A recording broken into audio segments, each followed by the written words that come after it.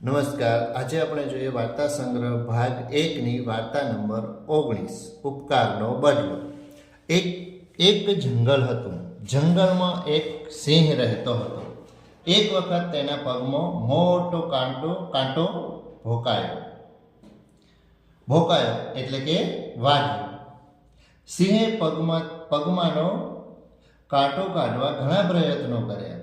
પ્રયત્નો એટલે કોશિશો, મહેનત, પણ કાંટો નીકળ્યો નહીં. તે ચાલતી વખતે ઘણો પીડાતો એટલે દુઃખ થતું હતું. છતાં તે ખોડગાતો એક યુવક પાસે આવ્યો. સિંહને પોતાની પાસે આવતો જોઈ યુવક ઘણો ગભરાયો. છતાં પણ નાસી છૂટવાનો કોઈ આરો નહોતો.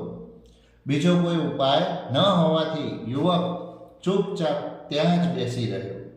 સિંહ યુવક નજીક આવી પહોંચ્યો. તે ગરજ્યો કે ભૂક્યો પણ નહીં. તે યુવકની સામે આવીને બેસી ગયો ને પોતાનો પગ તેણે યુવક આગળ ધરી દીધો. યુવક સમજી ગયો કે સિંહના પગમાં કાંટો વાગ્યો છે. તે કાંટો મને કાઢવાનું કહે છે. તેણે સિંહના પગમાંથી કાંટો કાઢી નાખ્યો. સિંહ જેવો આવ્યો હતો તેવો જ જંગલમાં પાછો ચાલ્યો ગયો. થોડા દિવસ પછી રાજાના મહેલમાં ચોરી થઈ. ચોરની શોધખોળ ચાલી.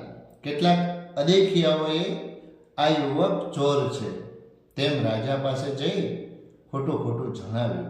આથી યુવકને પકડવામાં આવ્યો. તેને આ ચોરી બાબતમાં પૂછવામાં આવ્યું. યુવકે પોતે કંઈ જાણતો નથી તેમ જણાવ્યું. તેના ઘરની તપાસ કરવામાં આવી. ત્યાં પણ કંઈ મળ્યું નથી. રાજાને શંકા થઈ કે યુવકે બધું સંતાડી લીધું હશે. જેથી કબૂલ કરાવવા રાજાએ યુવકને જીવતા સિંહ આગળ ધરી દેવાનો હુકમ કર્યો.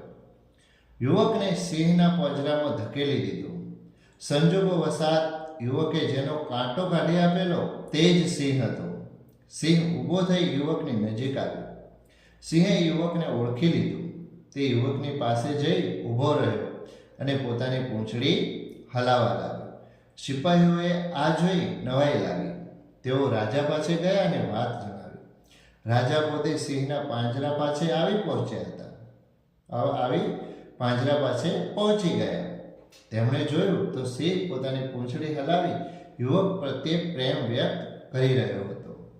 રાજાએ યુવકને પાંજરામાંથી બહાર કઢાવ્યો અને પૂછતા તેણે બનેલ હકીકત રાજાને કહી સંભળાવી. આથી યુવકના ઉપકારની સિંહની કૃતજ્ઞતાની વાત રાજાના જાણવામાં આવી. રાજાએ યુવક અને સિંહ બંનેને છોડી દીધા.